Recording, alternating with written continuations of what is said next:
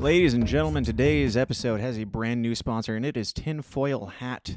That is right. We are officially sponsored by Tinfoil Hat, which if you're tired of your old tinfoil hat, if you're tired of blocking EMF waves in this tacky, unfashionable manner that people like Alex Jones are accustomed to, you can upgrade now. There's the old model. You can upgrade to the new model and block out those pesky EMF waves and 5G technology and all that stuff. Now, I know, you're not all crazy conspiracy theorists, but some of you are, so I'm mostly speaking to you guys. But for the people that aren't, just think about it this way. These are new technologies. We don't know what they do. Why would you risk allowing them into your brain? Why would you risk allowing people who have a history of, brainwashing and trying to, mind control you in the past? Your government. Look into it. Why would you allow them any possible opportunity to do so? Tinfoil. Sorry, I'm still getting used to this one. Tinfoil Hat. They have silver line technology that blocks up to 99% of EMF radiation, and no claims, no guarantees on anything, no claims of any health benefits necessarily. But if you're not that comfortable with radio waves passing through your brain, then maybe give it a try. Check them out at gettinfoil.com. That is a temporary website. They will have a new one coming soon because they are brand new, but awesome guys and legit product. I did talk to him. I did interview him beforehand. This is not just a scam. But go check him out at gettinfoil.com. Use the promo code SYSTEM for $10 off your order today. We are also sponsored by another thing, if I can find it. Yes, the Florida Freedom Festival presented by the Libertarian Party Florida Mises Caucus. It is coming up on October 20th through the 23rd, just outside of Orlando, Florida, in a currently undisclosed location, but it is chosen. They're just not going to tell you. If you want all the information, you can find out more information, the very top secret information, by contacting the Florida Mises Caucus today. Florida Freedom Festival, it's, a freedom festival. You've heard of Freedom Festival. It's like that, but instead of all those people, like Dave Smiths and Spike Cohens and stuff, they have Adam Nutter. So, it might not be quite as good, but you can hang out with some based Florida peeps down there in the wing of the United States of America. Check them out. Go hit up the Florida Mises Caucus, or stay tuned for more information coming very soon. That is the Florida Freedom Festival, October 20th through the 23rd. All right, ladies and gentlemen, let's do this shit. Hey guys, welcome back to the least comfortable show on the web. It's The System Is Down, where we talk about other uncomfortable shit, like conspiracies, politics, religion, and culture, and all the things that trigger you and go bump in the night. This is another one of those live streams where we just talk about the news, and we have a good laugh at it, give it all the irreverence that it deserves. We're going to do that in just a moment, but I'm going to give you guys just a couple minutes to get in here, go share the word. Actually, let's not do that just yet. First, let's shout out you guys, my favorite sponsors in the Downers Club. People like Denise Cox, Kizlan, Dave vs. Goliath, Amy Lepore, Adam Choit, Crystal, Autumn, Danielle, Tom, Patrick, Kath something, Break the Bell, Mike Stone, Cole, Heffalumps Woozles, Shannon, Sharon, Javari, Joe Kabinski, Skookarkist.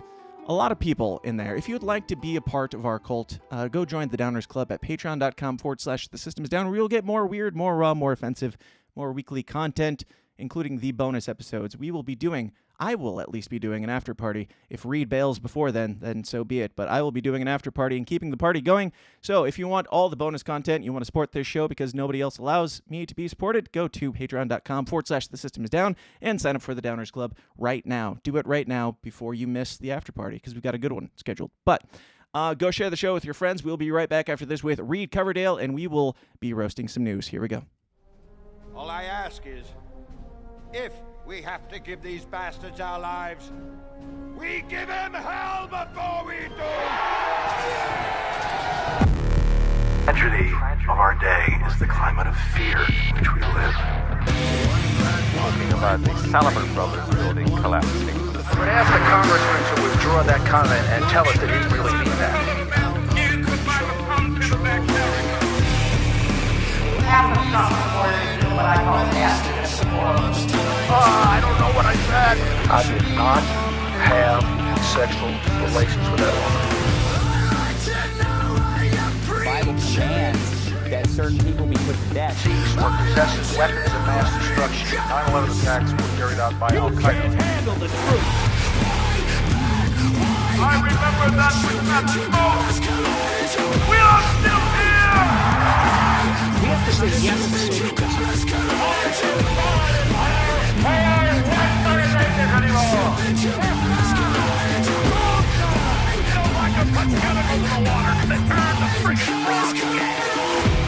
Glad you want to know. It's a big club, and you ain't in it. It's a big, big old club, and you ain't in it. But you're in this club. Welcome to the show, ladies and gentlemen. All right, so it's been a while. Took last week. I released an old episode that I did with Bill Barger. Check that out if you haven't. It's our ride home from Porkfest conversation. But yeah, it's been a while since we've done one of these, and I have missed it. And because of that, we have way too much to talk about, and I can't do it alone. So I'm gonna bring on one of the baddest, I guess. One of the Twitter rebels. One of the most nefarious and notorious and very enthusiastic men that I've ever insurrected a Capitol building. It is Reed Coverdale from the Naturalist Capitalist. Reed, how are you doing, sir? I'm doing well. I don't think most people would describe me as enthusiastic. I actually get the opposite criticism that I'm just a little too deadpan, but I was being I'll take whatever sarcastic compliments I can because get. I also am deadpan. You are. Yes. But I think we bring out the best of the deadpan in each other. So Yes. it's a good combo. Yes, together we will make the world even a much less comfortable place than it already is. But Reed, tell people who aren't familiar a little bit about yourself. I'm sure probably everybody here knows who you are, but just give like the elevator pitch of who Reed Coverdale is. Let's see. Reed Coverdale never went to college and just started working right out of high school and instantly became skeptical of the government trying to regulate workplace accidents out of existence and realized that everything was about compliance instead of actually making the job safer or more efficient. And then once I became a truck driver, I realized it was the same way with law enforcement. Then I moved into the Southwest for a little while, realized the same with the Border Patrol, just everything. And I just realized that that's how the whole government is. It's all about compliance. It's not about keeping us safe or, protecting us in any way or making anything anything more efficient. So I think that we just need to have a much more hands-off approach to everything. And I have a show, The Naturalist Capitalist, to talk a lot about foreign policy, a little bit about conspiracy theories, some about economics and blue-collar work, and a little bit of religion and, controversial topics like you do. So I have fun over there. Yes, I'm vaguely familiar. I think I've probably watched about as many episodes of your show as it sounds like you have of mine with all the questions that you had for me going into this, which is very few, but I am familiar with you. I mean, I've got a lot of friends in this space, and I always feel bad that I haven't really watched their show. I'll watch it to find out who a person is. I'm like, that's a cool person that I'd like to talk to, and if you have a cool guest on, great. But I did your intro video and stuff, so that did force me to dig a little bit deeper. I like the work that you're doing. I hear that I am the reason why you're so successful, and I'm going to keep pushing that. I left that out of the story.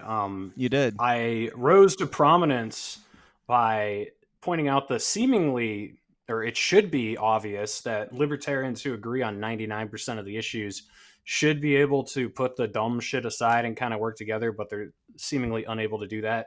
But I pointed that out after I watched a very well done video that gave us a completely slanted, unrealistic view of what libertarians are like, as if they all,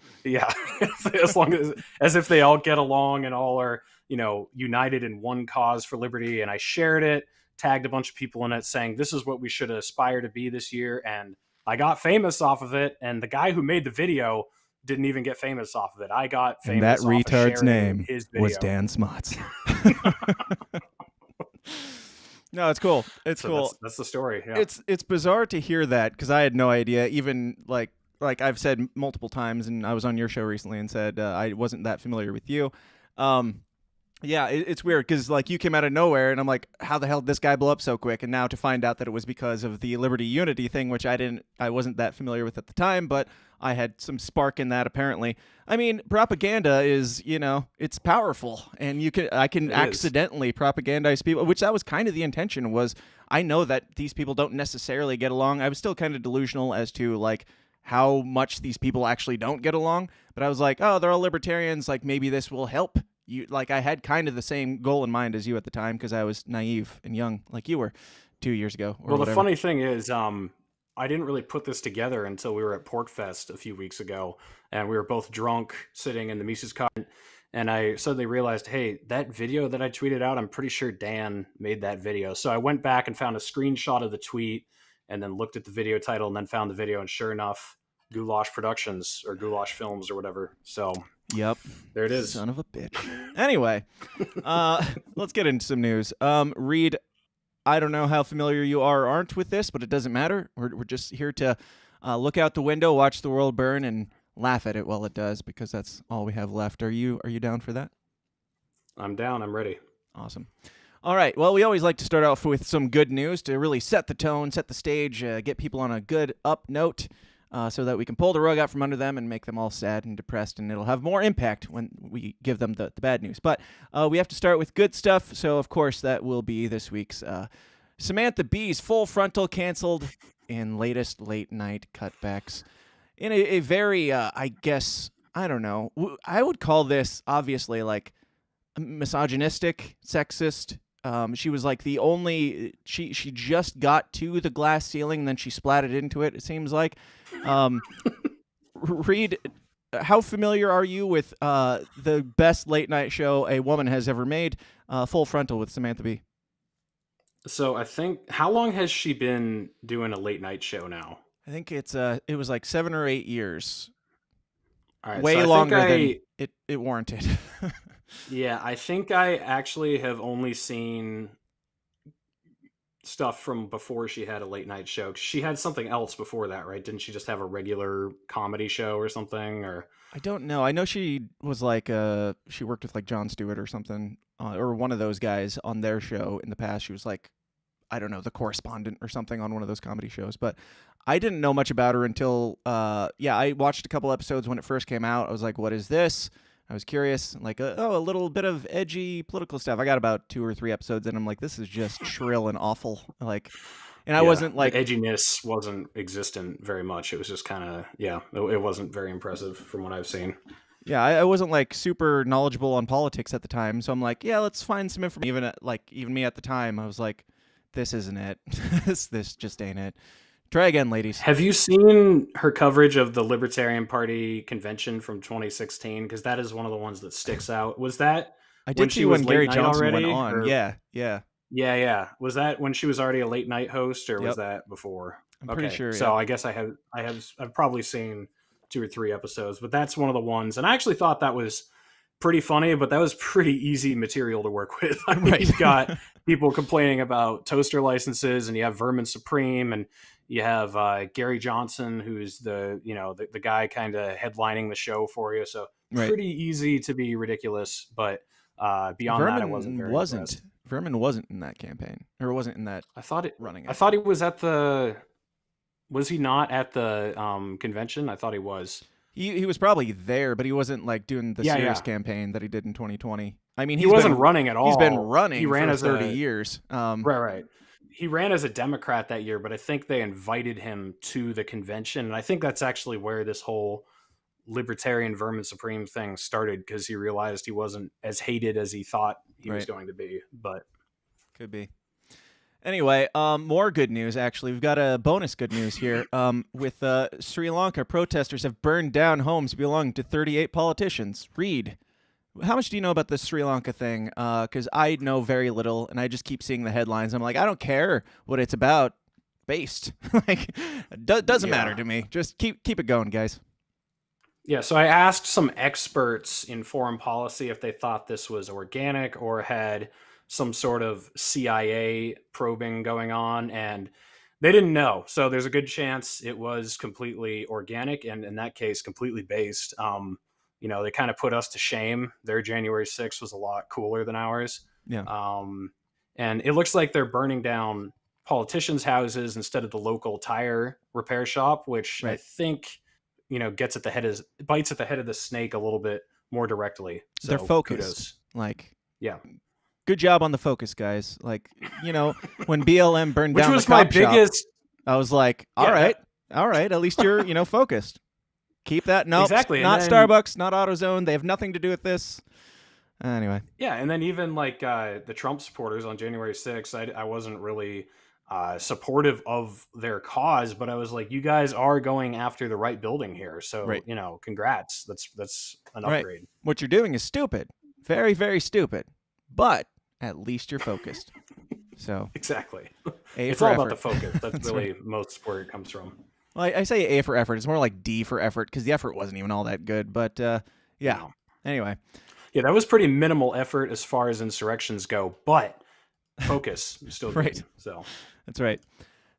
Moving on, Biden is talking about if you don't, you said if you don't support banning assault weapons, you're not on the side of the police, that hurts. That hurts for you to say, sir. Now this was the headline, and people were making a big stink about. Oh, he said that he implied that he's banning assault weapons, or you're not a fan of the police. Which is, I mean, there's obviously stupid things to that, but then I found the video of him actually saying it. Have you seen this video, Reed? Yeah, is it a deep fake? Because I keep hearing people say Biden deep fake, and I watched him talking about it, and it is weird. It feels like what is no, don't spoil it. Let's watch it first. Yeah, I won't spoil it. Let's watch it. Yeah. I'll have to refresh this 1 second. Yes, this is the Honorable Joseph Robinette Biden, your president, ladies and gentlemen. You can't be pro-insurrection and pro-cop. You can't be pro-insurrection and pro-democracy. You can't be pro-insurrection and pro-American. Donald Trump lacked the courage to act. The brave women and men in blue all across this nation should never forget that. You can't be pro-insurrection and pro-cop. I'm I don't care what this man is saying. What the fuck am I looking at here? Yeah. Honestly, the beginning of Men in Black when the giant cockroach crashes and then takes that guy's skin and dresses up in it. You know what I'm talking about? More water, sugar. Yeah, that guy. That's kind of the vibes I'm getting from this. So yes, it's disturbing. I mean, his voice too. There's something off with his voice. I know lower. he just had COVID, so maybe this is all COVID side effects. Maybe it really did a number on him. Now he's wall-eyed. He's got a voice that's 2 octaves deeper, right? And he has more of the death stare than he used to. Yeah, as you know, I can go the conspiracy route and entertain it. And if somebody told me this was a deep fake, where they had a voice actor trying to get it close and he couldn't get it quite there. I would believe that if you told me that was the case. See, the reason I wouldn't believe that is because the voice is so far off. It's like there's no way they could do this, attempting to copy him. Well, we're talking about government. That's always the thing when you're like, oh, 9/11 was a conspiracy. They're like, well, that's assuming that government had the ability to pull that off. Well, yeah, maybe they couldn't hire the best voice actor for Biden. I don't know. But I don't know. Giving the benefit of the doubt, at the very least, there's pictures floating around of a speech that they put out 2 hours before this, and he looks like a wreck. His eyes are all sunken in and he looks miserable. And then this, at the very least, something is going on here. I don't know what it is, but something is going on here, because that's not the guy that was elected as president in one way or another. No. I don't know if it's reptile, robot, all the crazy things. If you told me that they were true, I'd be like, okay, yeah, that's not that crazy to me. But at the very least, this dude is what do they have him on? At the very least, I will have what he's having, because he is having a hell of a time on it. But what do you lean towards? You know how here, the teleprompters are usually 45 degrees off from where you're speaking? You got one here, so you can turn this way, and then you got one over here, so he's trying to look at both at the same time. I think that's probably the easiest explanation. Well, it's if they put it looks like he's I don't know. Like, whose idea was it for him to stare directly into the camera when he's in this condition? Like, just maybe tilt him a little bit so it's less horrifying. It's like looking directly at the camera, but also like looking around it at the same time. Like it's sort of like the all-seeing eye that you can't escape. It's just like, what's going on here? Yep, exactly. Very disturbing. But as far as what he said, I have to give him 2 out of 3 accidentally. So the first one was you can't be pro cop and pro assault weapons, which I agree. I'm on the side of the assault weapons. Right. And then he said you can't be pro cop and pro insurrection, I believe, which also agreed. I'm on the side of the insurrectionists against the cops. Right. And then he said you can't be pro America and pro insurrection, which it depends on what you mean by America. But to me, like the essence of the American spirit that I would like to see us try to embody is the insurrectionist. That's everything good about the idea that is America. But if he means like the United States government, I mean, I guess he's still correct, but it just depends on how you take the third one. But the first 2 are absolutely correct accidentally. Yeah. Now, by in favor of insurrectionists, do you mean MAGA hat wearing grandmas and that stuff? Do you mean the January 6th insurrectionists? Are you on their side? I mean, I am on the side of insurrection. I've made it clear that I'm not a Trump supporter. I am an insurrection supporter. So when this Roe v. Wade decision came out and there were all these talks of a bunch of liberals attacking the SCOTUS building, I was not opposed. I was like, okay, fine. Like, I'm just, I'm here for this chaos in general. So I'm not going to stand in the way. Yeah. Yeah, I don't care. Like, I'm certainly not a supporter, and we'll talk more about that here shortly. But yeah, I don't know. If you're going at the king, I have a hard time caring. But again, while everybody else is screaming about how bad it is that he said the thing that he said, I don't care. I can't get past that face because this, like. It's like when we found out Jeffrey Epstein was like, I had been talking about Jeffrey Epstein for a long time on this show before that all came to be a reality, and it was just a crazy conspiracy theory before that. When that came out, it's like, it's almost like nobody cared. And this is your president. This is the president of the United States that looks like he is coked out of his mind or like hallucinating or possibly something more nefarious. But when I posted about it or something, somebody was like, I said I made a joke that it was a deep fake. I don't really necessarily believe it's a deep fake, but I made a joke about it being a deep fake, and somebody was like, no, that was posted on the Democrat Twitter, the Democrat Party Twitter. I'm like, exactly. Like, that's why it's horrifying. It doesn't make it less horrifying that the party shared it. I'm not saying this is some fan film. I'm saying if this is a deep fake, that's even more horrifying than, the alternatives. But yeah.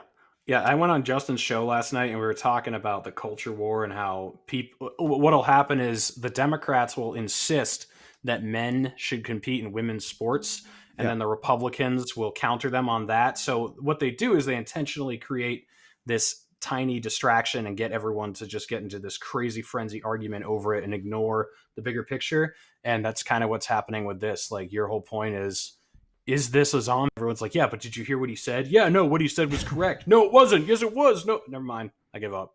It doesn't care. I don't care what the robot is saying. I care that the robot is a robot and allegedly running the country. It's almost like, my most realistic theory is that they literally have Joe Biden's corpse reanimated, and they're like, just hold him in there long enough to make sure that we don't have to put Kamala Harris in there and prove to people that it could be worse than Joe Biden's corpse running the country, because it could be worse. Anyway. I like how that's your most realistic. Yes, it is. That's the world we live in now. Speaking of insurrections, which we did, I believe, the New York Times, we're not going to read this article because it's blocked and I don't care to read it. We're just going to read the headline. But a Trump backer's downfall as the target of a January 6th conspiracy theory. Ray Epps became the unwitting face of an attempt by pro-Trump forces to promote the baseless idea that the FBI was behind the attack on the Capitol. So we should feel bad for Ray Epps because he was there encouraging an insurrection flagrantly. We should feel bad for him because he's getting cyberbullied. That's the New York Times take. Read your thoughts. It's just so transparent. Like, if that's what you actually believe, then Ray Epps should be your worst enemy because Exactly. he was one of the ringleaders of the god-awful, dangerous insurrection that almost overthrew democracy and installed a dictator. So you should want this guy locked up because he's the biggest enemy of the people and the enemy of free will and, self-determination or whatever. So that the logic just doesn't track for me. Right. Yeah, it's impressive. It's just people will. They were doing the same thing for Ghislaine Maxwell. Like they were like they had the what is it? The court artist or whatever that was like drawn the pictures of her. They had these like cutesy little. She was like making eye contact with me and like acting like she's a friend now. And yeah. Then you look at the picture and it's like a picture of Ghislaine Maxwell like death staring at the like even in the drawing. It's like, what are you people trying to do? You're trying to make us sympathize with a child rapist and child trafficker. Did you see when Alan Dershowitz tweeted out something, or he wrote an article or something along the lines of, maybe we should give Maxwell a second chance, or she's not as involved as we think she is? I was just like, wow, oh I my did God. not see that. The thing is, like, people Joe don't even know who Jorgensen, Alan how do you Dershowitz- feel? How do you feel about that? The funny thing Still is, a no fan? one even knows who Alan Dershowitz is, or what his connections to Epstein were, or that Ghislaine was the primary administrator. She's the one who set Epstein up with the system. It wasn't like she's just his sidekick or something. So, but no one knows any of this. So to them, maybe we should just give the woman a second chance because she was swindled by the man. Okay, she was a woman. fair to me. Yeah. Yeah. Women can't rape kids. That's not a thing. So moving on, let's talk some more about cops. The Uvalde shooting and all that. I just wanted to bring this up because this I don't know. This is a little bit old at this point, but I thought it was worth a share. I don't know who this is, but they post, this is the husband of teacher Eva Morales, who contacted him on his phone from her classroom while he was on scene to say that she'd been shot and was dying. That's one of two. So here's the cop on his phone. I don't know if he's pointing his gun at his phone because he's scared that's going to attack him, but says, I'd not planned to speak publicly until the report was released, but I couldn't say nothing seeing this man who's lost everything maligned as if he was indifferent or actively malicious. Context matters. So the context here, now that it's been revealed that this man, he wasn't just standing idly by, he was standing idly by while his wife was also being slaughtered. So we should feel more bad for him now. Because that makes him a better cop. Since he let his wife die, too. Read your thoughts. Well, I guess it's better to let her die than beat her every time you go home. Maybe. I'm not actually sure that's true, but it's a more passive form of aggression, I guess. She's like, thank God. She's like stoked when she finally gets actually, see, he's looking at her phone because it's his wife texting her, "Don't come save me, please." Like, stay away. Just let me That's die. right. We'll be okay. Yeah, I don't know. Like, it's just, I like, it's beyond me how that makes this any better. Like, that's justification for him taking his time to go in. Like, that should make him more inclined to go charging in against orders to save his wife. I don't understand. Anyway. Yeah, so I mean, this to me, so the article you brought up about Ray Epps and then also Biden's deepfake voice being so hilariously off from being accurate makes me wonder, are they purposefully like testing us to see how far they can push us and still get away with it? Are they testing us to see, okay, what's the dumbest take we could have that the people would still be like, okay, I guess that's their point of view? Seems to me that might be what's happening. I don't know if they have to try. Like, I don't know if they have to really apply themselves to convince people of things. People will just believe people will believe that they're a cat because they watched too many cat cartoons as a child. Like, you don't have to really try that hard to sway people, especially to sway them in the favor of the easiest position to take. Like, we've got, I don't have the article pulled up, but like NPR now is saying that, Ukraine isn't all it was cracked up to be. And they're rediscovering the corruption that was going on in Ukraine all of a sudden. Yeah. And sure, the outcome of that won't be people saying, hey, what the hell were you talking about for the last 6 months then? It'll be, oh, things have changed. And I guess Ukraine's not that bad. Let's go bomb Ukraine. Where do you think that's going, Reed? You know a little bit more on that stuff than I do. Yeah, well, I guess I've been in such a different bubble than the rest of the world because I've nonstop been having foreign policy experts on my show for the last several months. And so I honestly wasn't even I haven't read CNN or watched any of their coverage because I just flat out didn't believe anything they were saying. So I just had Dave DeCamp, Scott Horton, Patrick McFarlane, lots of those guys come on. I'd have phone calls with Scott Horton about it. Ryan Dawson knows a lot about it. So I was just in a different set, and I would talk to my dad, who, this was when I was still living out in Utah. I would call him and talk to him on the phone, and he'd tell me what he'd heard on CNN. And I was just like, what? No, that's not at all what's going on. And to my discredit, I hadn't been watching CNN at all to see what they'd been saying. I'd just been listening to the Ron Paul Liberty Report and all these other things. Yeah. But as time goes on, what the mainstream media is starting to say is aligning a lot more with what the Ron Paul Institute's been saying all along, what Ryan's been saying, what the antiwar.com guys have been saying. It's very similar to COVID. Like, you weren't allowed to say certain things. You'd get banned off of YouTube for saying them, but then a year later, the things that you got banned for is what CNN is starting to say about the vaccine or whatever. So very similar. Absolutely.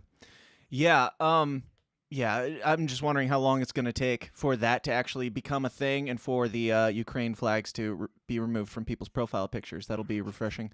Well, what sucks is, I'll admit I fell for this. Like, I did not believe the Ukrainian invasion was going to happen because it came after months and months and months and months of just blatant lies about everything.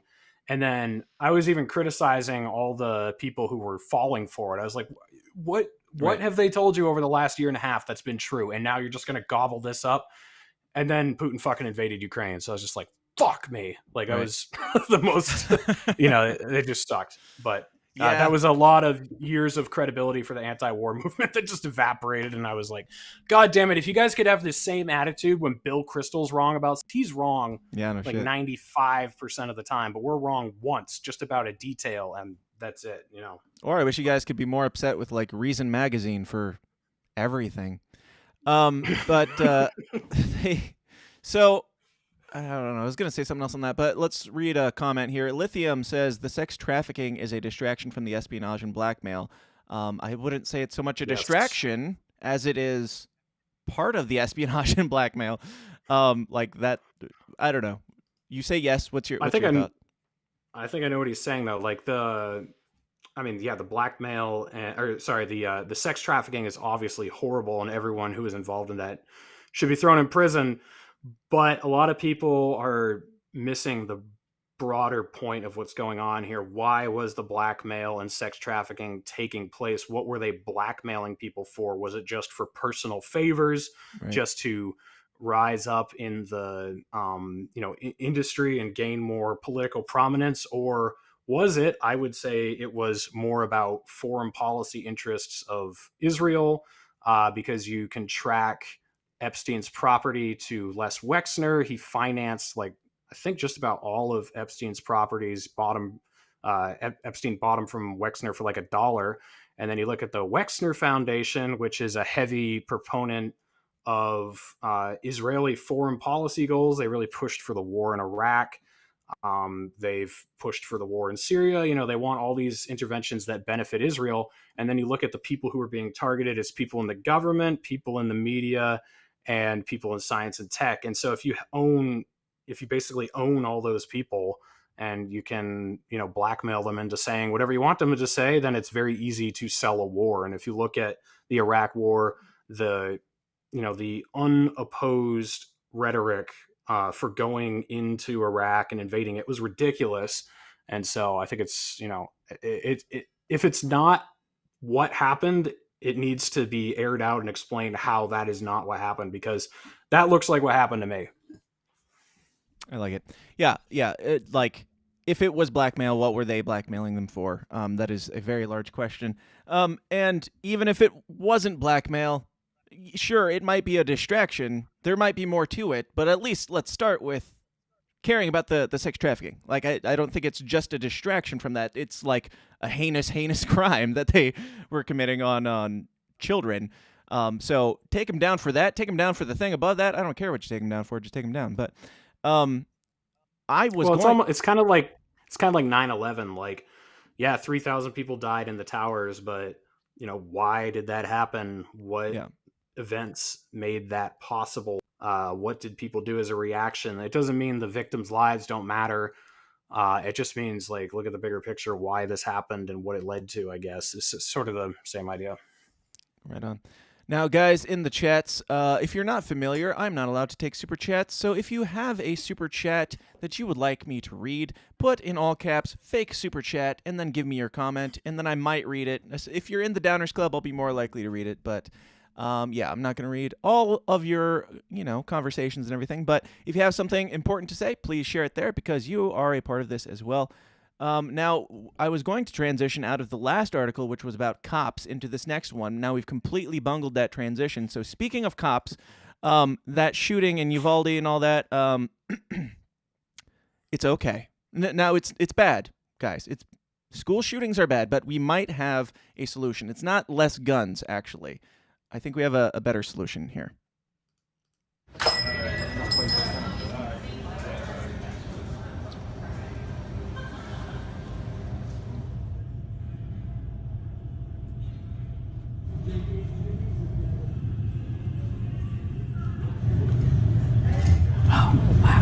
Oh, so, oh my God.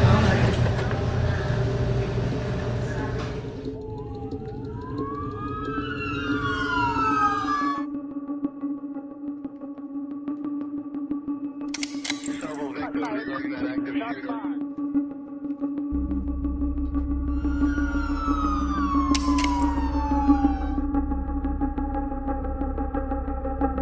For the audio listeners, they're greeting cards that say, "I'm sorry your child got shot in a school shooting." Personally, I think that this is the best way to go. I think that we should get all of these cards and send them to all of the parents of the Sandy Hook children. What do you think, Reed? I don't want to get this guy in trouble, so I won't say who it was, but I can't remember if you were there in the small crowd of people, but a popular libertarian influencer at Reno said that what we should do is send different members of the libertarian community to Uvalde, Texas, and just have us walk around town and stay at like local gas stations, local coffee shops, and wait for the cops to get out of their cars, and then just go up to them and just ridicule them and tell them they should shoot themselves and that they have small penises or whatever until all of them commit suicide. I thought that was a pretty based idea. I like it. It might work. Just psychological warfare, just from peer-to-peer ridicule. So this was going around yesterday, this greeting card thing. It's obviously just a an attention getter. They call it urban art in this post. And I shared it a couple different places and said, if I send one of these greeting cards to each of this, because Sandy Hook was also trending yesterday. I said, if I send one of these to each of the parents, will I be helping? And nobody seemed to have an answer for that. It's like the point that they're trying to make is you should feel bad because you guys have guns, but it's like, okay, can we get abortion cards too? Can we get like sorry you killed your kid cards? Because that'd be fun. Let's go all out. You got any other ideas for fun greeting cards, Reed? Oh man. Dare I ask? Well, we should do one for fentanyl that's pouring over the border. We need to start. Sorry, the state accidentally executed your son. We thought he was a drug dealer. Maybe one of those. Speaking of fentanyl, the next article is Ron DeSantis. Thank you for You might have screwed up that I knew last it was segue. gonna. I knew we were going into fentanyl at some point. I didn't know it was gonna be that seamless of a transition. Nice. That's pretty nice. So here's y'all down in Florida, your Lord and Savior Ron DeSantis on fentanyl, and you know that he's staunchly against it because of how he put fentanyl and put a no sign over it on the front of his podium, just to make sure you know that he's serious. The leading cause of death for people 18 to 45 in the United States of America is now fentanyl overdose. Just 2 milligrams of fentanyl can be a fatal dose. So if you have 1,200 pounds of fentanyl, like was seized at the border just last month, that's enough to kill almost 90% of the United States population. We can and must lower the demand for drugs through education and outreach programs, but we also must fight the supply of drugs and crack down on dealers and traffickers, particularly of substances like fentanyl. Today, we will be signing HB 95. HB 95 increases the mandatory minimum sentence for trafficking fentanyl and analogs, which has impacted communities across Florida and across the United States. Yeah, not to be outdone, Trump also had a statement. We'll just listen to both of them real quick before we comment on these. Here is Donald Trump. Oh, come on. Not to be outdone. To lead this effort, a joint violent crime task force composed of the Department of Justice and the Department of Homeland Security should be tasked with destroying these organizations, and the penalties should be very, very severe. If How you look severe? at countries throughout the world, the ones that don't have a drug problem are those that institute a very quick trial death penalty sentence for drug dealers. It sounds horrible, doesn't it? But you know what? Yes. That's the ones that don't have any problem. It doesn't take 15 years in court. It goes quickly, and you execute a drug dealer and you'll save 500 lives because they kill on average 500 people. Shut up, silly woman. So I love and you execute. Absolutely.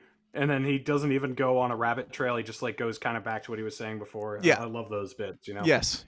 I have to fill time. Just circle back and repeat with different words. I like it. So we've got Ron DeSantis. The Libertarians love him, I hear, and Donald Trump, who the Libertarians also love. Like, what is it that's causing this new, all of a sudden wave of, yes, fentanyl is bad.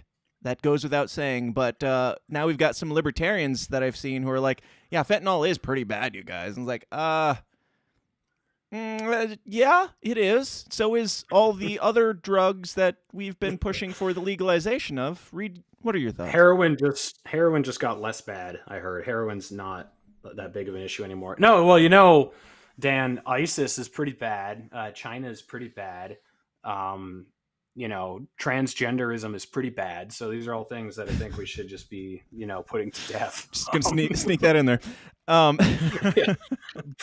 No, I mean, I think it's an unfortunate reaction to the ridiculousness of the left for the last few years. I think that's why a lot of libertarians are susceptible to this stuff, because they're attracted to anything that they view as oppressing the left. And right. I think that's where a lot of the libertarian stupidity comes from. As far as the conservatives go, this isn't shocking at all. This is just, this is, a situation normal for them. It is situation normal, but why are they talking about it now? Like, did I miss some fentanyl crazy thing that happened over the last week that sparked this, them to both be saying this?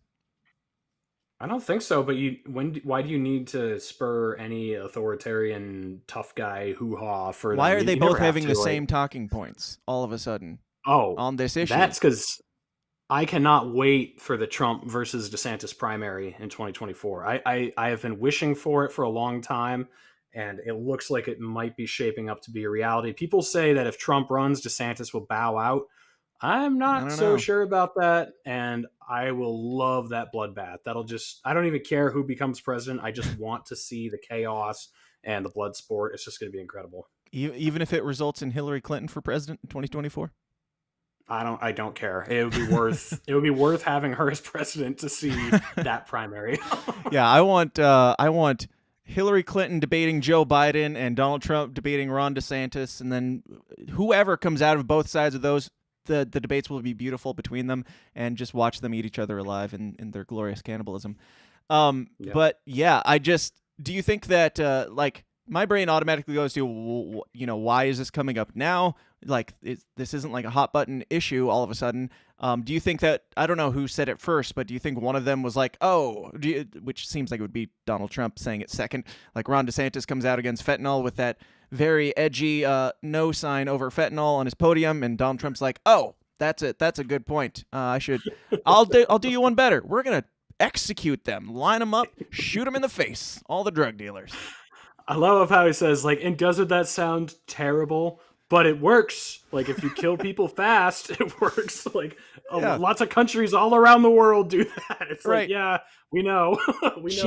China's shooting people for drugs.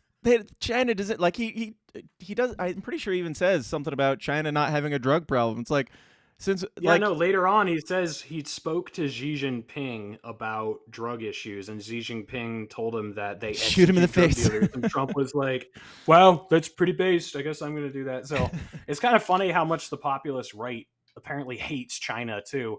And now they're like, well, China's drug policy is pretty cool, so let's emulate them a little bit. We hate them so much. Absolutely. It's impressive. And to the libertarians, I'm like, I don't know, guys. Yeah, it's real bad. Fentanyl's bad, and murder's bad, rape's bad. Don't like them, but they should all be legal. That's the libertarian stance. I was wondering where you were going with that. It's like, all right, let's read some fake super chats here. We've got Hector Roos says, Hector Roos over Ron DeSantis. I'm not sure who you are, but probably. If you're here, Ron DeSantis isn't here watching this show, so yes, vote whoever this guy is before you vote for Ron DeSantis. Free the Net says, fake super chat, loving the show, keep it up. Oh, I love you too. Florida Patrick Leastner, I think. I still don't know how to pronounce it, and I don't care. And if you tell me, a lot of DeSantis fans in your chat. DeSantis is just a 90s Dixiecrat. Does that sound like a DeSantis fan to you? I was being sarcastic. Oh. Your sarcasm is so dry, it doesn't even register as sarcasm. I appreciate it. I really do. Yeah, I thought you would. Now, I think I'm going to go through, I had a couple things on trans stuff that we might save for another time because they're not that pertinent to what we're going to talk about, and we've got more important things to talk about. I'm going to review them here in just a minute. I do have at least one that we're going to talk about, but speaking of, I don't know, pride and gay stuff, let's hear from Jack Casey. Okay. Today's show is sponsored by libertarian conspiratorial fantasy author Jack Casey. Whether you're looking for a 3-book fantasy sci-fi epic of love, death, and dystopian civil war like the Royal Green series, or just looking for a quick, dark, comedic cultural commentary tale about a transsexual slayer of COVID regime vampires, like his latest book, WVW, Jack Casey Books will keep you adequately entertained and pondering the universe to your weird little heart's content. He's the Ayn Rand meets Stephanie Meyer meets somebody who actually writes entertaining books with his own unique little downer-esque flair. Find out more about Jack Casey Books at the aptly named jackcaseybooks.com. Once again, that is jackcaseybooks.com. Have you guys heard of Matt Miller?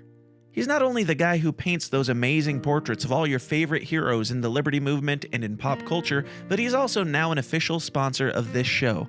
From Murray Bard to Ron Paul, Dr. Robert Malone to Darth Maul, Matt Miller's Liberty Portraits has something fun for everyone to spice up your home or office and showcase your heroes.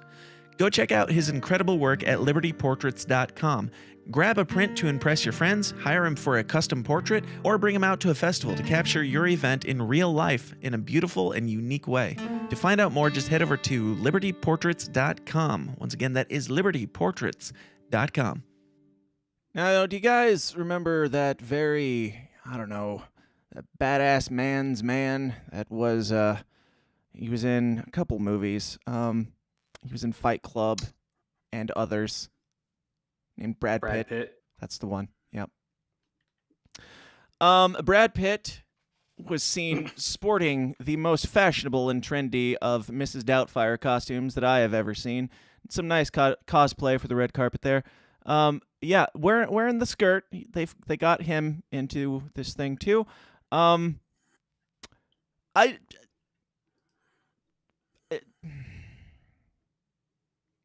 can't. I got nothing. Reed. I don't really Beautiful, have much beautiful, either there, stunning, man. brave, Yeah. lovely. Yeah. Yes. Yeah. Those are the ones. Now, there are conspiracy theories of like there will be a time, like this spans back to the early conspiracy years when you could find these things on YouTube where people were talking about like they get these, like it's some sort of shaming ritual to get guys into dresses, especially black guys for some reason. I don't know. Do your own research. I'm not saying it's true, but do you think there's anything like, is this, I mean, in some way it kind of is a shame ritual because he is doing this to appease a certain crowd of people, and it's not something that they're calling it like embracing his feminine side, but before like yesterday, like if this happened, everybody would have been like, "Are you okay, dude? Like, are you mentally stable?" And now it's like, "Congratulations, you're part of the club." Reed? Yeah, well, being a man who was, almost coerced into wearing a dress and then being on camera, I don't know if that rings any bells. Yeah. That happened. Yeah, I forgot about that. I am the shadow Brad Pitt, government, did as not- I've mentioned many yeah. times. I, unlike Brad Pitt, did not appease the mob. I stood firm in my masculine identity. So, Because we ran out of time, but yes. Well, hold on. There was a lot of convincing that was attempted that was fruitless. Yeah, well, fruitless because we ran out of time, so it's neither here nor there. But kudos on you for main masculinity for now. Now, there was one thing on the show notes for this that you had question about, which was demon-possessed children. Now, don't get ahead of me, Reed. You're atheist-ish or agnostic. Where do you line up on Atheist-ish is good. I like that. Atheist-ish. Atheist light, atheist without the faith of being full-blown atheist. Nice. Yeah, well, I think to be a full atheist, you end up becoming religious. It's sort of so you can't like fully embrace it. You have to be adjacent. Yeah, I think to be full-blown atheist, you have to have more faith than to believe that this came from something. To look out at it and be like, well, I know, I understand, I have full knowledge and understanding, and I know that there's nothing. Like that requires like a little bit more evidence than that. Like it doesn't prove either side correct or incorrect. It's just you're both kind of just going with what you feel. So yes, I agree with you. And but. So I'm just gonna play this without setup. This was shared by Libs of TikTok, of course. No setup. Just gonna play. Your thoughts. So I know I don't post on here like ever, but I need help because I have no fucking idea what to do with this. One of my altars, Sunny, our inner world is surrounded by a forest, and occasionally new altars will come out from that forest. Like our demon altar, Shuhiel, emerge from that forest. So generally our consensus is don't go into the forest, but Sunny's pretty new. He formed at Christmas, or technically shortly thereafter, but whatever. And no one told him, I guess, not to go into the forest, so he just kind of disappeared for a few days, maybe even a few weeks. I don't know, I wasn't really keeping tabs. And he reappeared the other day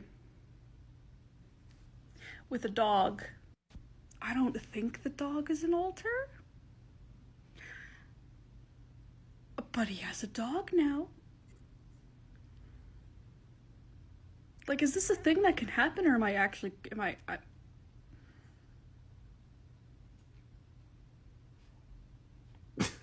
have got too much on my plate to, like, actually try and delve into this. Yeah, you like, do. Meditate on it and try to contact my altars and, ask everyone about it. Because it's finals week. Does anyone have any advice? You have bigger problems than finals week, darling. Something similar to this, where one of their altars just now has a pet in the inner world. Yeah, finals week is near the bottom of your concerns. Jesus. So much to unpack there. My God. So the thing that you're concerned about is that one of your imaginary friends brought a dog back in your brain out of the forest that's in your brain, and like just completely gloss over the fact that one of your alters, by your definition, is a demon. Now, I know you don't believe in spiritual matters all that much, Reed, but if this young collection of demons here, if this young legion is feels like it has a demon within them, I don't know, God. Who am I to them that they are possessed by demons at this point? Well, this is actually a little bit more nuanced of a discussion. So atheist-ish especially does not defy the possibility of spiritual realms or beings. So theism is the belief in a personal God, like a creator. Right. So atheism is just the lack of belief in a creator. But I think theism is so confining with its definitions. So the more exact of a definition someone has, the less likely I am to buy it. So if someone says like, I think there is another realm, I'm pretty agnostic about that. It's like, okay, I don't really know what that means. It's pretty wide open. But then once they say like, you have to read this book and say this prayer, or you'll go to this place because I read, that's where I'll be like, okay, all right, whatever. Fuck you. Yeah. But so I actually, technically, I think the possibility of demons existing is higher than of a personal God existing. So Interesting. I am certainly skeptical, but it would be easier to convince me of the existence of demons than of a God, actually. Do you believe that this individual or collection of people, I don't know, and plus one dog is possessed by demons? No, I think it's fentanyl, so we need to execute the drug dealers. That's it. Yep. But wow. What do you do with that? What, like, that is so far broken. I'm not sure that there's hope. Just put it down. I mean, there's a dog in there that's unwanted. I wasn't shooting her. I was shooting the dog in her brain just for her own benefit because she seems very troubled by that dog. Also, I'm joking, guys. It's like the Matrix. You can live in whatever world you want. Exactly. It's like the Matrix. When you eliminate inside the Matrix, you die outside the Matrix as well. Sort of the same idea. Yep. So it's like, it is what it is. So we don't make the rules, especially when it comes to demons. We don't make the rules. I want to follow this person's story and see if like she eventually has like an alter dog catcher come into her brain out of the forest and catches the, like, I want to know the story here. Seems like, I don't know, write your mental experience down as a fictional book and sell it, not to kids, to adults, because it's too morbid and horrifying to be for kids. But like, it's almost like as kids, we were forced to play outside, and so we had imaginations because we had to come up with things, and we had to, like, I know this sounds like all boomery and stuff, like back in my day, we didn't have these magical computer screens, but it's true. Like, we had the ability to be bored. We were allowed, or we were forced to be bored at times. Sometimes my parents would just be like, "You're playing outside today, get out of here." And at the time, I didn't like it, but it's like I wrote stories and I wrote songs and I had creative expression, and now it's like if these people have a creative thought in their brain, it's like their reality and they can't possibly get past that. It's like you have a story in your brain for some reason, and the internet seems like it's, I don't know, convinced, groomed you into believing that every thought that you have in your brain is also a reality when it is not. I don't know. Yeah, well, you can say that word on YouTube. I don't think you get banned yet. Good, that's an interesting... our next topic. Just kidding. Yeah, Go ahead. I figured. That's an interesting observation, and I've noticed several years ago that people care more about their social media profile than their bank account. Like, they care more about how many friends they have, or how many likes they get on a post than they do about how much money they have or what skills they have or if they own a car or have a house to live in. It's social currency that can only buy you more social currency. That's the only value. Right. Yeah, and I think that is a byproduct of constant entertainment and constant gratification of your social media desires instead of just, like you said, having to be bored and having to not have constant praise from all your friends, having to go and shoot Nazis in the woods with sticks you find on the ground instead of, like, you know, being on Facebook or playing like it was back when we were kids. Exactly. No, I mean, I know I'm only 28, but it was like that for me growing up. It Shooting was around Nazis like in the woods. Yeah. Base. It was I'm trying to think what year it was. It was probably like 2008 that I forget what year the Wii came out or what year everyone in our neighborhood bought it, but everyone in our neighborhood would play kick the can, hide and seek, all that shit. We'd catch toads and frogs and snakes and, you know, make little zoos and stuff like that. We'd do all that type of shit. And then eventually one year the Wii came out and everyone in the neighborhood except our family bought it. And so then they wouldn't come outside to play anymore. And that all ended. Yep. I don't know what system it was for me. I think it was before the Wii. How old are you again? 28. 28. So I've got some years on you. But yeah, for me it was like... How old are you? 34. Yeah. Ah.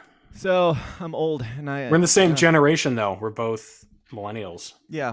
I'm an old millennial. And I also, like, Midwest seems like it made for...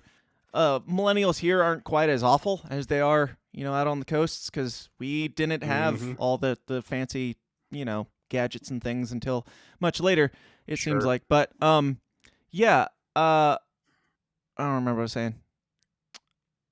Millennial shit. But, oh, yeah, it was, for Shooting me, it was Nazis more like... in the woods. Right. That's it. No, for me, it was more like PS4 or PS2 and stuff like that, maybe even PS1 at times. And, like, we had, like, the NES because my family was poor, and we were always, like, 4 generations behind, and we would buy it at a yard sale or something, which is still about the amount of dedication that I give to video games. But, yeah, playing video games with friends was fun, but there was definitely a shift at some point in childhood where it went from we're going to be bored together and come up with something to we're going to be mentally stimulated anytime that we feel like it. So it's interesting.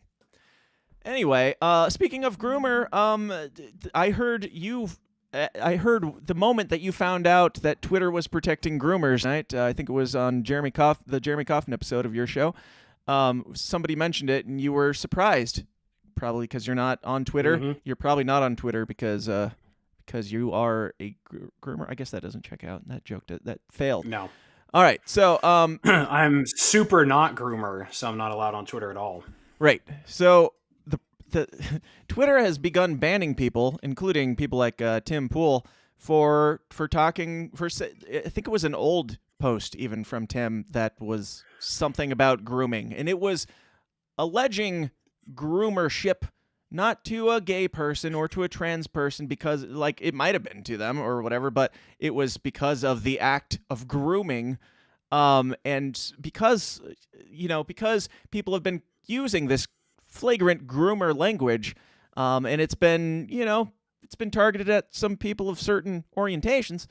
Now groomer is a slur for gay, I suppose, or slur for LGBTQ people, which it's cannibalism. It's like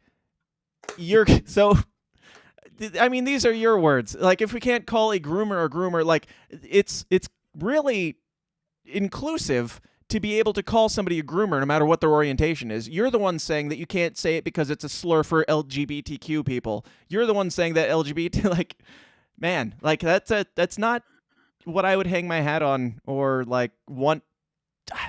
I don't know. It's self-defeating very quickly, and it's kind of a beautiful thing. But you can't say groomer on Twitter anymore, because if you call people groomers, then obviously it means that you're attacking a gay person, not you are calling out a groomer for groomer activity. Reed, thoughts? Yeah, I think I heard this from Ryan on the Four Horsemen on Sunday, and then it's been corroborated by other people before this episode, so it seems true enough. What I'm wondering is, did you ever join Getter and test the free speech waters? I joined Getter and barely used it. I don't think I tested it that much. So Justin and I were really testing it, and there were a lot of words that you couldn't say. So we figured out how to say them by adding quotation marks or parentheses or putting a period after them.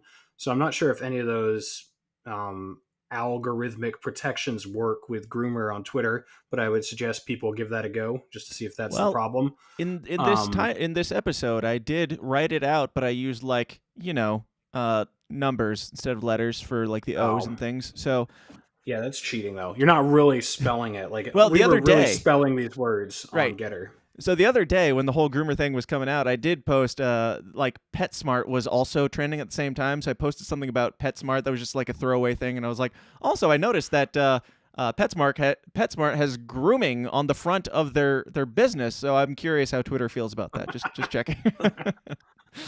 Didn't get anything though. Good. So did they ban the verb or just the conjugation of not the conjugation? What's that called? My dad's an English teacher. This is bad. The verbal, I think. Grooming is a verbal, I think. Yeah. So is it just grooming, or is it just groomer the noun, or is it grooming or groomed, groom, groom? I don't think it's like things banned?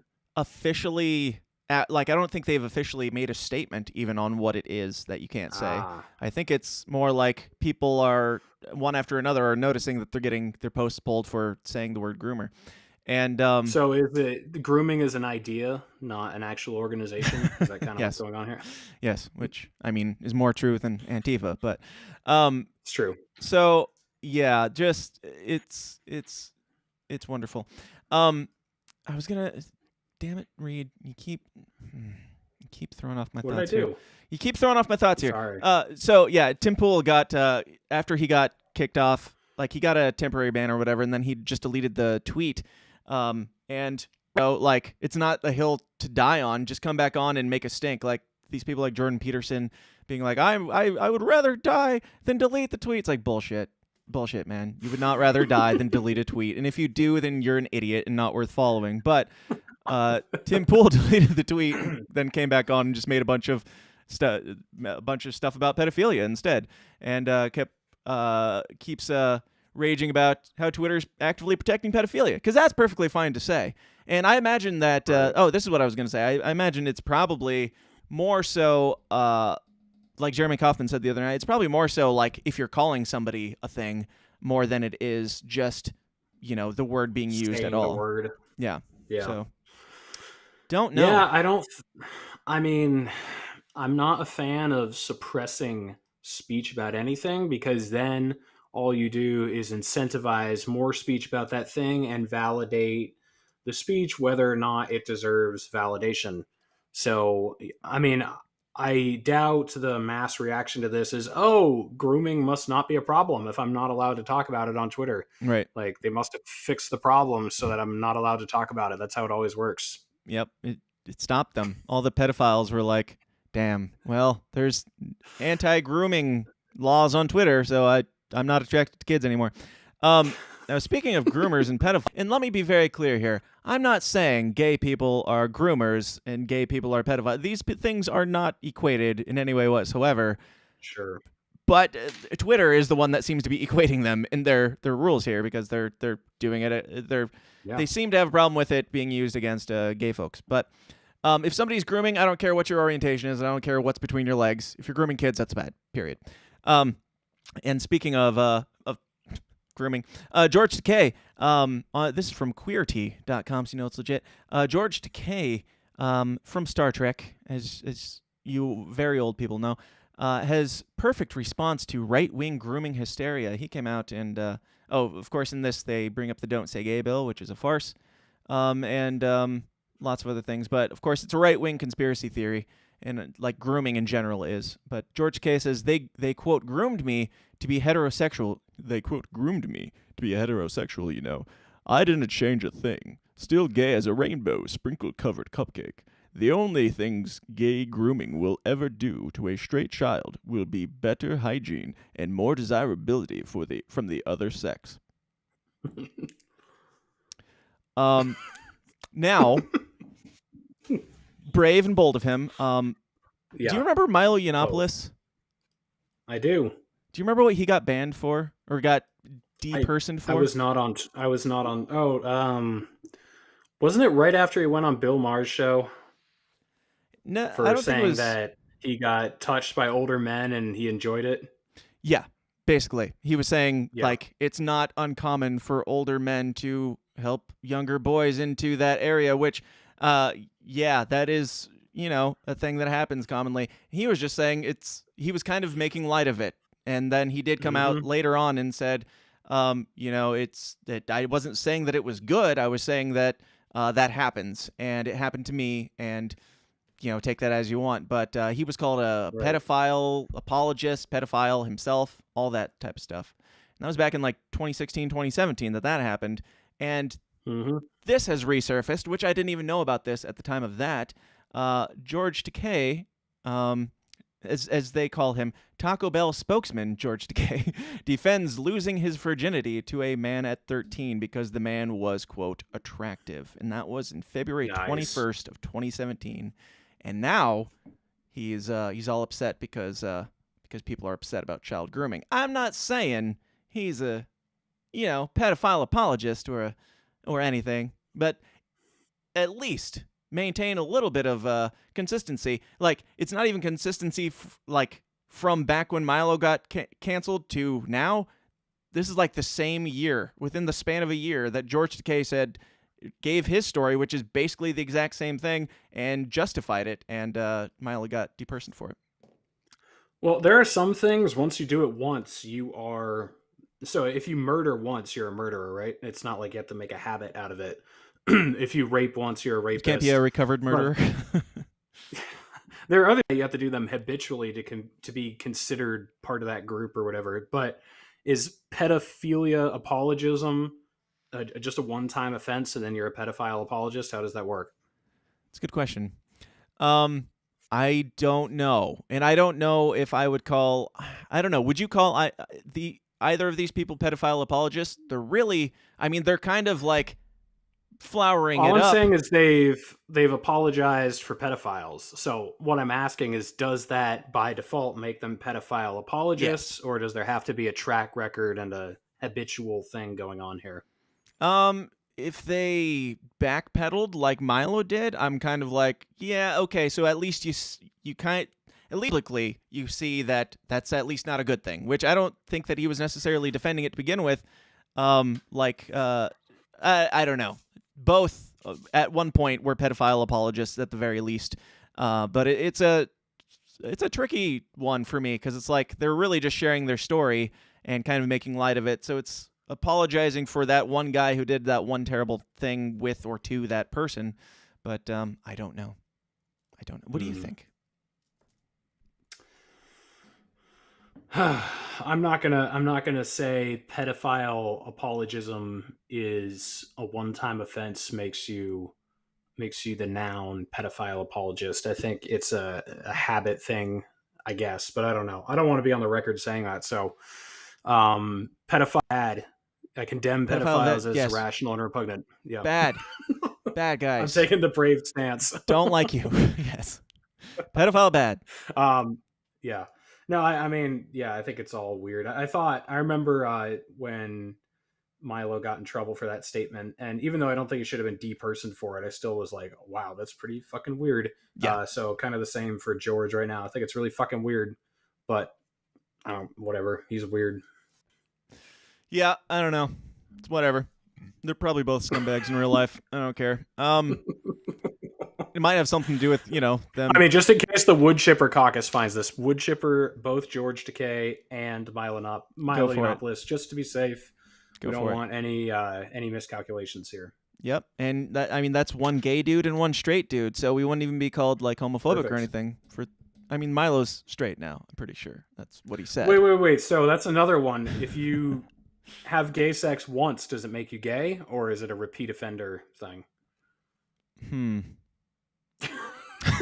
I mean, he was pretty dedicated he's still to it. Gay. Yeah, I know. Yeah. So, like, can you actually be a reformed sodomite, as he calls himself? I'm not sure. I mean, I do not make the rules with any of this stuff. I'm just asking questions. That's right. There's a little bit of guesswork here, but I'm not establishing any new norms. That's between y'all. You argue amongst yourselves. Decide if you guys are whatever gay apologists, especially you in the conservative movement.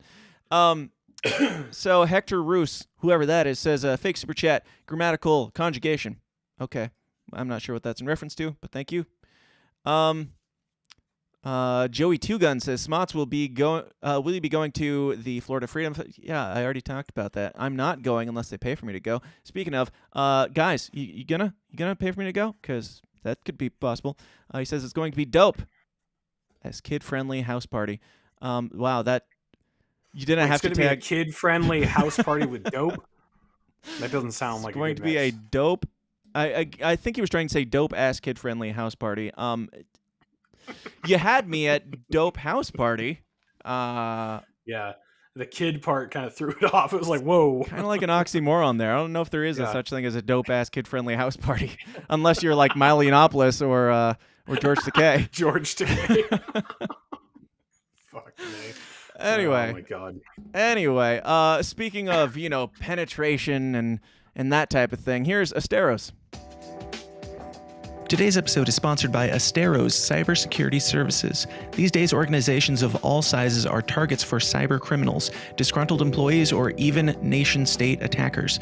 Asteros performs cybersecurity services providing expert guidance to help organizations defend against threats and protect their data. Asteros specializes in penetration testing, where they perform ethical hacking networks, web apps, or organizations as a whole to simulate what an attacker would do and plug the discovered holes before anyone malicious finds and exploits them.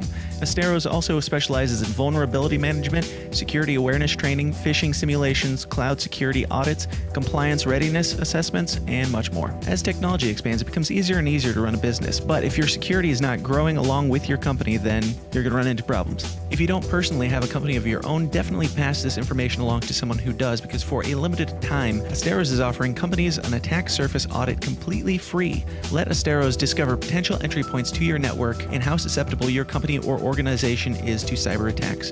To learn more and to take advantage of this essential offer, just go to asteros.com/free. That's Asteros, ASTEROS.com/free.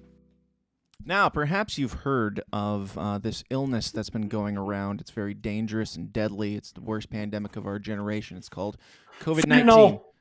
Oh.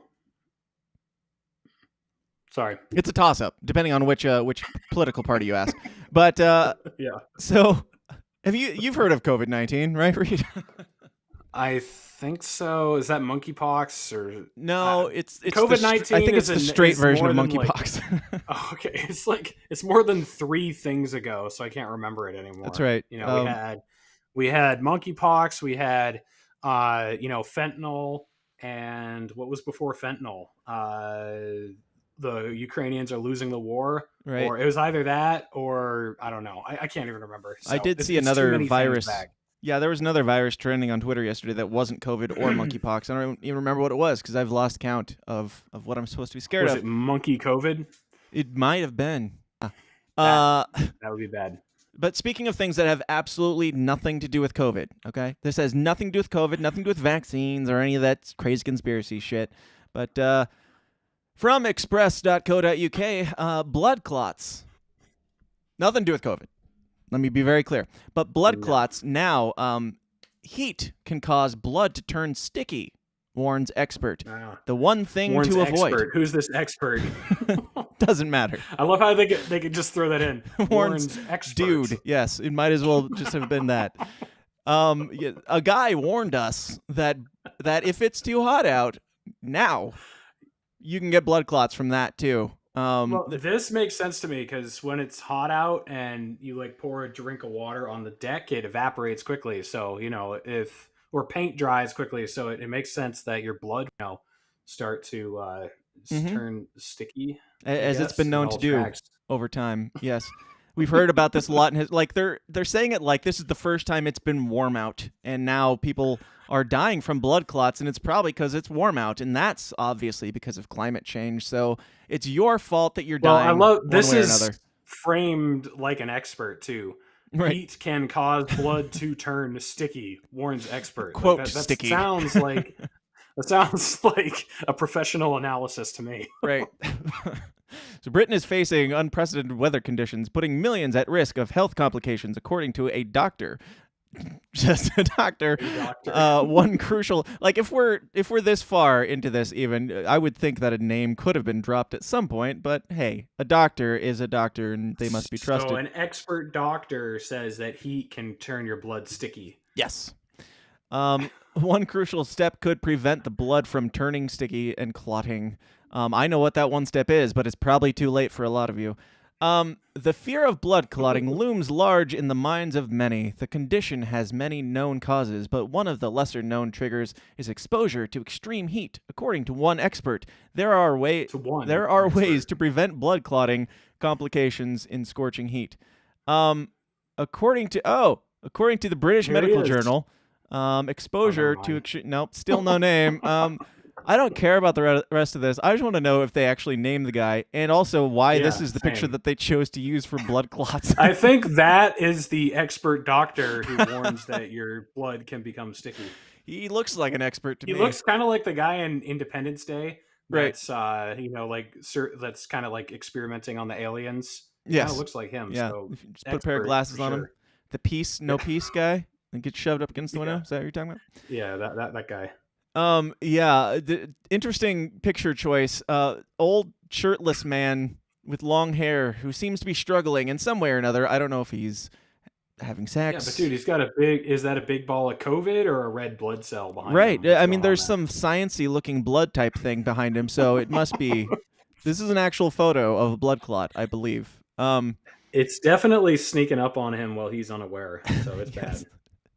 It looks like they do not even mention the expert's name in this article. I love how they were like one doctor too, not a doctor, but one doctor said this. Like, oh, okay. Yep. Quote, heat can also cause severe dehydration and acute cerebrovascular accidents, and it can contribute to thrombogenesis, adds the BMJ. Thrombogenesis. Yep.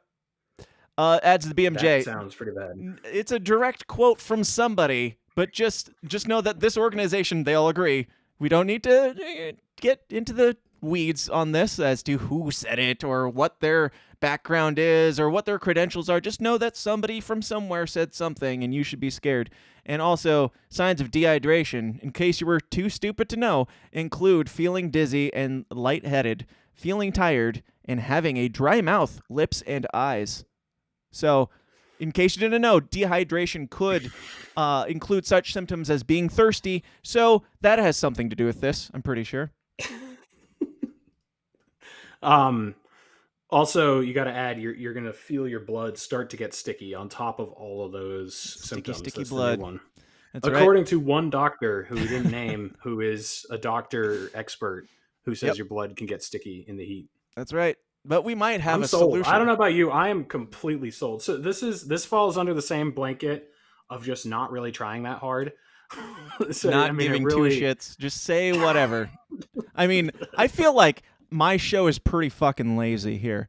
And I'm doing putting way more into it than whoever this journalist is and their expert. It makes me realize that I've chosen the wrong side, because our side, like, even if you do concise, like perfect journalism, you get like zero press, where you could work for the New York Times or whoever the fuck that most recent publisher was and just say one dude said this once and everyone would be like, oh, here's some money. So you know where we went wrong? Poorly.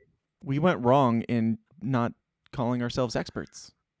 So we can't be trusted because we don't lie about our expertise.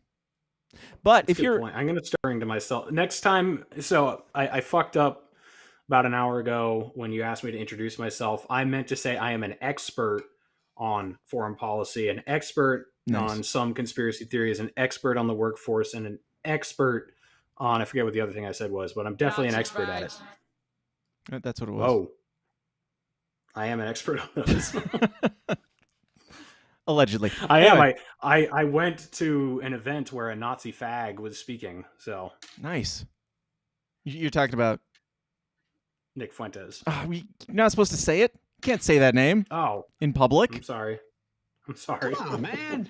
Anyway, if you are feeling dehydrated yourself, and you're not sure what to do about it, don't worry. The government's got you covered there too. They've got it all covered. They know the solution to all life's problems. It's not just sticky blood, it leads to dry mouth. And if you have that issue and you're living in New York City, here's this.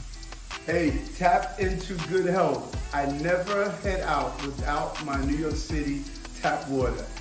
Hot outside. I urge every New Yorker to drink up. Tap water is the best. That face, sounds... that is the face of somebody who just drank the best right there. That is the best face. Yeah, I'm going to say New York City tap water. That sounds like a death recipe if I've ever heard one. Got to be honest. Why is the government making ads for drinking tap water? I don't know. The only two options here are they think you're too stupid to drink water when you're thirsty, or there's something in that fucking water that they really want you to drink. That's what I'm telling you. Like, whatever the reason, they have just made me want to buy bottled water now instead of drinking the tap water. Yeah. You also know, like, there's people breaking this whole thing down. This was mine. I said that face when it's the best. Just a zoom in of him cringing. And, like, there's people breaking it down to... like, this was posted on his own account. It goes back to the Biden thing where it's like, it can't be fake because he posts... Yes, that's why it's horrifying. But, yeah. Like, such bad video editing. There's so many things I could say about this. It's like you went from this angle to the same angle, slightly in a different position there, and you just backed up like 2 steps, and you're like, all right, we'll just cut to the next room and have you walk in like a natural, normal person. After you filled your cup, allegedly, with water, which is never pictured in this video of you actually filling your cup with tap water, and your cup isn't even clear to see that there's water in it. He was totally just letting that water into the sink and then drank the vodka or whatever is in his water bottle. For sure. No doubt. They've got like some urban music behind it. Be like, yeah, guys, when I think hip, I think tap water. Like, yeah, it's just by the way, amazing. I hate to side trail here, but the DeSantis deal where he's talking about fentanyl, the music choice over that ad was incredible. Didn't you think? It was. I did. Anybody, like, I think it would have fit better with like a climate change video personally, because it was really sad.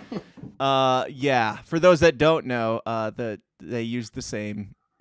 That was actually how I found out about that clip. Was somebody tagged me in it, and they were like, "Hey, is this music sound familiar?" Which, yeah, I mean, it's not like I made the song and they ripped it from me. It's like licensed music, so it's whatever. But sure, it is pretty funny that it happened that close, because that was the last Jeremy Kaufman video we released too. That one? So maybe, who knows? I'm convinced that the PsyOps division of the U.S. military is jacking my style. Watch this show. Yeah. They jack my style. Well, you said earlier that you like Hector Roos because he watches your show, and you're not sure that DeSantis does. I think we can say now that he does watch your show. There you go. Yes. Saying. Yeah. I'm gonna have to rethink that Hector endorsement now. I might. Yes. Yes. Debunked. Dave Casey says, "Holy shit." Yeah, that's about the fairest assessment of this video that I can come up with. Yeah, just in general. Just. Like, I don't like. Wait, you mean like this video or this video? I think he's referring to the tap water video. Okay, yeah. Which I mean, as somebody really who makes videos, and Reed, you've had some involvement in some campaign ads as of late. Jeremy Kaufman ones in particular. I'm not sure if you're willing to associate with such heathenistic I'll sign people. on. I tend to veer away from associating myself with controversial people, but yeah, for Jeremy, naturally. I'll make an exception. Right. But as some we have a very small operation for Jeremy's campaign. It's really just a signal chat between about 4 dudes, and this is Mayor Adams. Yeah. He has a committee of people that get together for every Twitter decision that is made, and a committee of, I'm guessing, very, very, very fucking white people sat down and said, you know what would look really dope? Let's get you pushing tap water on urban kids. It's like, what is going on here? Do you think that there's, I mean, legitimately, joke conspiracy theory aside, the joke, like, can't come up with an alternative for why this happened other than something is in the water that they want you to drink. Skeptic, you got a skeptic take on this?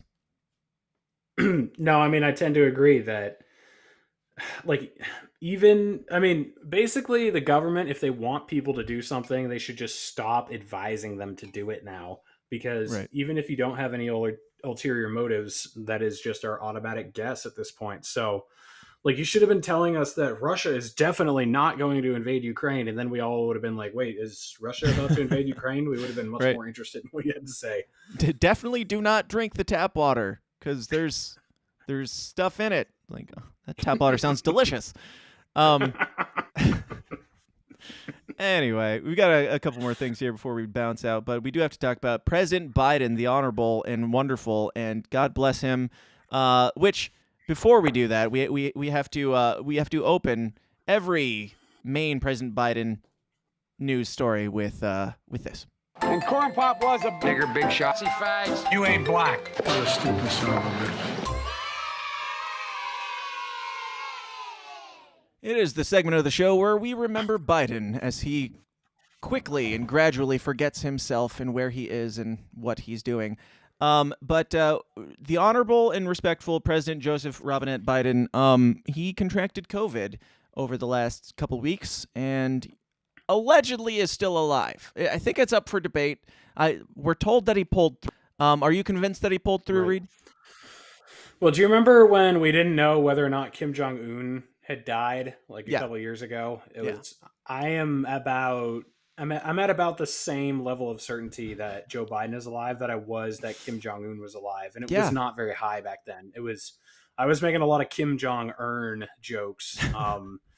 So I'm not convinced. If I went up to Biden, I don't know if you're familiar. Yeah, you are. Your dad was a preacher. So you know how when Thomas doesn't believe Jesus is alive again, and he has to like literally take his finger and put it in the wound on his side and through. It would have to. I'm trying to think of a parallel with Biden that would convince me it's Biden, but I think I'd have to go Jill up Biden, to you him got to put your finger in his mouth, like that time he nibbled on it in public. I was gonna say I probably got to go up to him and kneel down and let him sniff my hair, and then I'd be like, okay, it is Joe. It's the one and only. Yeah, even a decoy couldn't, pull off a sniff that deep. So. And if the leg hairs on his legs, well, the cockroaches in the leg hairs just give it away, Anyway, so he got COVID, but rest assured, y'all, because we have been assured by news.yahoo.com, which is still a thing, I'm told, that he's doing fine. He's doing much better as of Friday. They even went on to say the president is doing better. He slept well last night. He ate his breakfast and lunch fully. He actually showed me his plate. End quote. I can picture that so easily. Okay, that paragraph just did the most to convince me that Joe Biden is actually back. Because I can picture that whole exchange, like him saying, I slept great last night, guys, while he's just chowing down. And then he finishes his dinner and he's just like, look, see, I ate all of it. So look, I did it. Now I'm a big boy. Come on, man. Yeah. Wow. This is their way of trying to convince us that he's doing great is by explaining Joe Biden's condition in much the same way as Kamala Harris explains Ukraine being invaded by Russia. You see, Joe Biden he's the guy who leads the country, like a big country. So he's like a big leader. And he got a icky virus, but he cleaned his plate and then he showed me the plate. So we're all good. Like, if that even is the case, why the hell would you write that or say that? If you're trying to convince people that he's doing great, why would you be like, yeah, he's a big boy. He finished his ice cream and he ate all his vegetables. So he's doing well from COVID. My name is Kamala Harris, and I am Vice President of the United States. My pronouns are she, her, and I am sitting around this table wearing a blue suit. I heard about that. I don't think I've seen the actual clip. Yeah, it's real. It's real. It's bad. Yeah. Just when she's talking, I feel like it's when I was in high school writing a research paper for my dad's class, and it had to be at least 5 pages long. and you like just got it to like 4 3/4 of a page. I want to laugh at that joke, but I like, made that joke, I'm pretty sure, on your show, so I'm not going to laugh at it. Which, in fairness, right. I stole it from It's somebody been else, made. so it's fine. Okay. You might have. I'll have to go back and watch, but it's like you're just trying to fill it with sentences to get to 5 pages. That's what Kamala Harris is doing. It really is. And it's like, I think it was on Timcast, somebody pointed out, like, before she became the vice president, she was, like, evil and bad and stuff, but I feel like she wasn't this bad of a speaker. It's almost like she's terrified of, like, saying the wrong thing, so she has to speak in, like, the most dumbed down versions of things to make sure she doesn't get canceled, explaining, like, what color of suit she's wearing on for the visually impaired, or I guess that's why you're telling them, but why do you assume that they've ever seen the color blue in their entire life, been visually impaired their whole life? I think what it is she was prepared for like 2 to 3 months of Biden being president and thought he would die within that time. And then against all odds, old Joe has pulled through over a year. Allegedly. So she's running out of content. She's just like, oh, fuck. Like, now what do I do? Right. So allegedly, yeah, it's true. Mm-hmm. But I'm telling you, after you read that article, I'm convinced he's alive. I don't think they could have come up with that good of a, him showing them his plate. Right. He's totally alive now. I mean, either way, why would you write that? Or, like, if you were on Biden's side, why would you write that? If he was, not alive and you were trying to convince people that he was, I mean, it's still just as compelling that you would make it that stupid. Maybe they're playing 4D chess and they're like, little see? Joey, you cleaned your plate. Now you get a cookie. Right. Like, your theory doesn't necessarily hold water because maybe they were just smart enough to be like, everybody knows this guy's fucking retarded. So if we make him sound fucking retarded, then they'll know that he's actually alive. So that's the 4D true. chess. But I mean, yeah, maybe they just play dumb so often so that when they have a situation like this where they realize, they can actually play smart for once and actually be convincing, we'll fall for it, because all the other times that they don't actually want us to fall for it, they play dumb. So that they can have that ace in the hole occasionally. Could be what's going on. The really long con. Saying. Yep, I like it. It's the 82D chess, or 87, or however old he is. 89D chess. Yes, and 79. So after he got COVID, I just found this to be fascinating that the White House, in response, when asked where he got COVID from, said this. Was the president infected? Where was he infected? I don't think we know. I certainly don't know if you have any thoughts on it. Look, I don't think that matters, right? I think what matters is we prepared for this moment. I think what matters is what Dr. Jha just laid out. If we look at where we were a year and a half ago, this is a president, when he walked in, one of his first priorities was to make sure we had a comprehensive plan to get people vaccinated. And so now today, look to today. More and more people closer to having a more normal life. Vaccines are available. And as Dr. Jha said, if you have not gotten vaccinated, please do. Why? Why? You missed the point. Why? Like, just the immediate spin from it. Like, remember contact tracing? Remember when you working at McDonald's had to tell your employer every single person you've ever met, so they to the government to make sure that somebody else didn't get infected. But the president of the United States, when he gets infected, doesn't matter where it came from. But real quick, 180. Get the vaccine, guys. Right back to the sales pitch without missing a beat. It's so impressive. What sales pitch do you have left? I have to actually admit I'm impressed with her for once, because she's been so retarded every time I've ever seen her. That was actually like a genius 180 that I actually even forgot that that's like a completely irrelevant point for a second, because I was just like so enthralled by her, like, okay, actually we're talking about this. Yeah. It's just like, wow. She basically said, they asked, where did you get from? They said, shut the fuck up.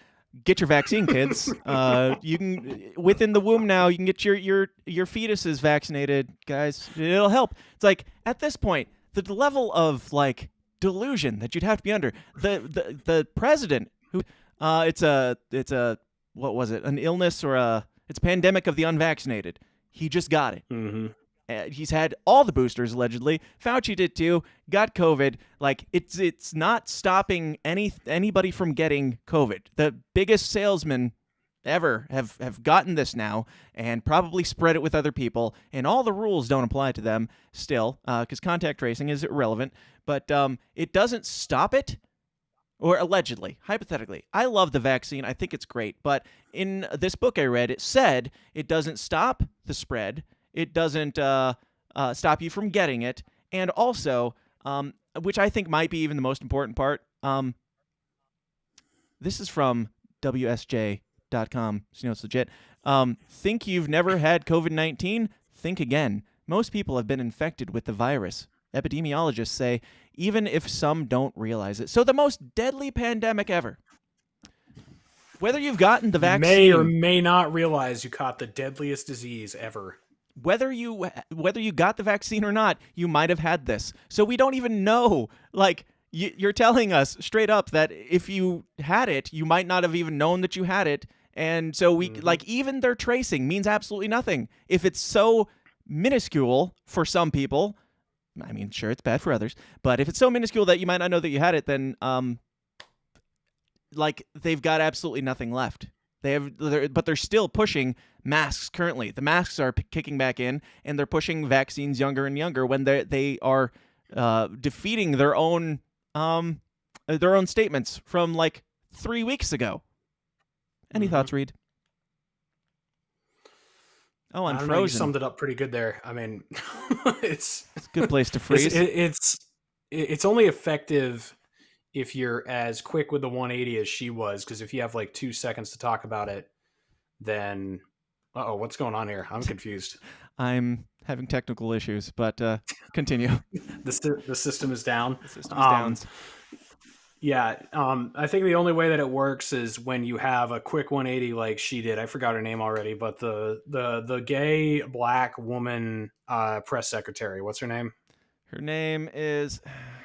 I knew it until you asked me what it was. Doesn't matter. All that matters, her qualifications don't even matter. All that matters is she's black and gay, according to those all are her qualifications. But when she did that 180 so quick, that's the only way this is effective, because if you have more than 2 seconds to think about it, it'll fall apart. Absolutely. And that's it. That's all we're going to talk about, because we've been going on for way too long here. But to all the people, do we have any super chats before we leave? No? All right. Here you go, Dan. Ready?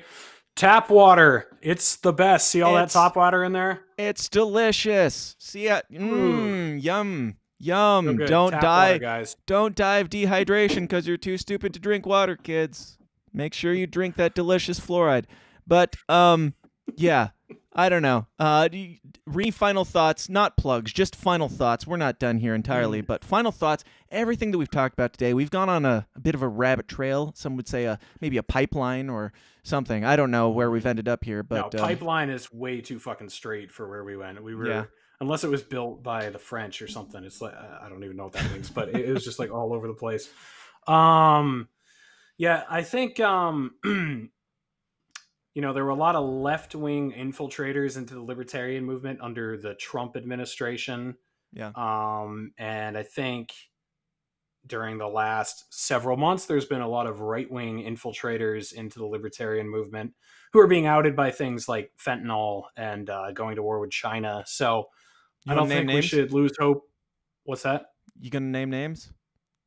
I honestly I can't think of a high-profile person, but just lots of no-name accounts who are freaking out at Libertarian Party in New Hampshire for posting anti-war with China stuff. Yeah. But a lot of those people are going to leave. Fuck them. We don't want China hawks in the libertarian movement anyway. And we don't want people who want to fast-track executions for drug dealers. It's not very anti-state. So I guess that's my biggest conclusion from what we've talked about today. Yeah, and my conclusion would be that I agree with Donald Trump on executing drug dealers, but only in very particular cases, like, I don't know, people who bragged about having the biggest and best and most beautiful vaccines, then pushed it on everybody. Execute those people. I didn't say those words. Yeah, anyway. I mean, if like the ones who would like bring the Johnson & Johnson executives on the stage, to applaud them for their work. Those people, we can, I mean, if he's going that route, start with the people that, like, he's peddled far more drugs than most cartels, I would imagine, just in his 2 years of doing it. So, hey, and he did it almost at gunpoint. Lead he by locked example, people in their Don. houses. Lead by example. All right, so there's that. Thank you, Republicans, for unsubscribing. I appreciate it very much. And to all of you Democrats, I don't know why you were here in the first place, but I love you all very much, and thank you for tuning in.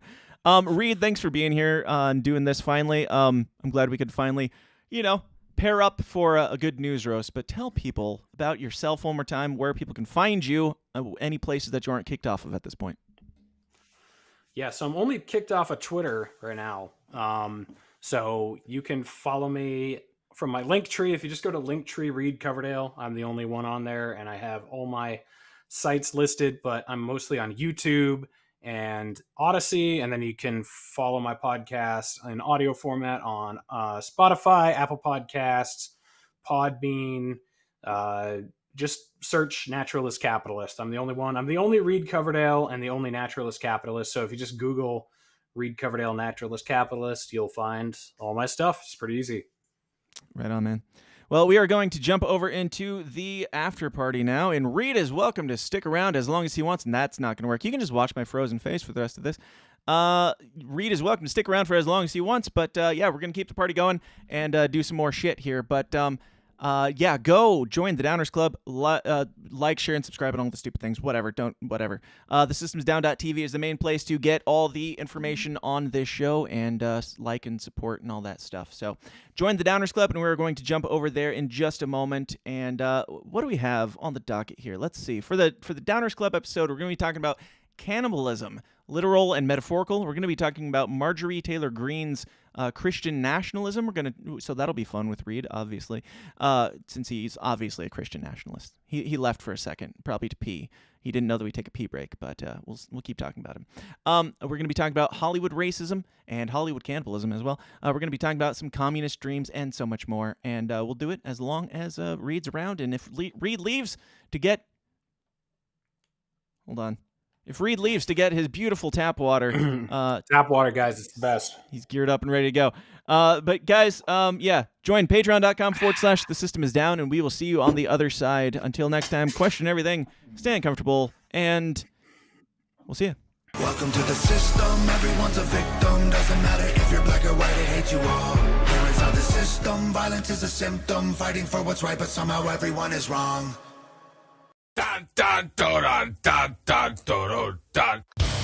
Hey guys, thanks for watching. Be sure to like and subscribe on your way out and help us change the world one uncomfortable conversation at a time. And if you like what you hear and you want to hear more, go join the Downers Club at patreon.com/thesystemsdown for bonus episodes of the show every single week. Until next time, please continue to question everything, stay uncomfortable, and I'll talk to you then. Thanks.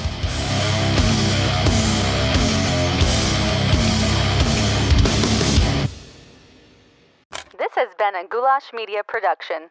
GoulashMedia.net. This concludes our broadcast day. Click.